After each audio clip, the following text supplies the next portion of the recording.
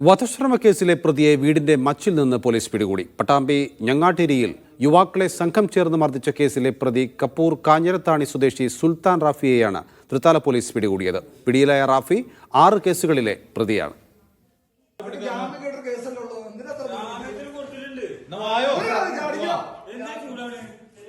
ഈ മാസം 4-ാം തീയതി ഞാങ്ങാട്ടിരിയിൽ വെച്ച് യുവാക്കളെ മർദ്ദിച്ച കേസിലെ പ്രതിയാണ് സുൽത്താൻ റാഫി.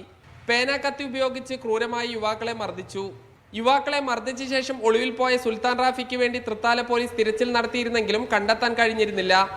സുൽത്താൻ റാഫിയെ തിരഞ്ഞ് പോലീസ് വീട്ടിലെത്തിയെങ്കിലും കണ്ടെത്തിയില്ല. പിന്നീടാണ് സുൽത്താൻ മച്ചിന് മുകളിലുണ്ടെന്ന് പോലീസിന് വിവരം ലഭിച്ചത്. മച്ചിൽ ഒളിച്ചിരുന്ന സുൽത്താനെ പോലീസ് സംഘം താഴെ ഇറക്കി.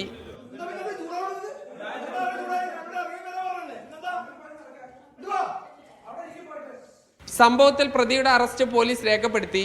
ചാലിശ്ശേരി, ചങ്ങരംകുളം, തൃത്താല പോലീസ് സ്റ്റേഷൻ പരിധികളിലായി 6 കേസുകളിലെ പ്രതിയാണ് സുൽത്താൻ റാഫി. മീഡിയ 1 പാലക്കാട്.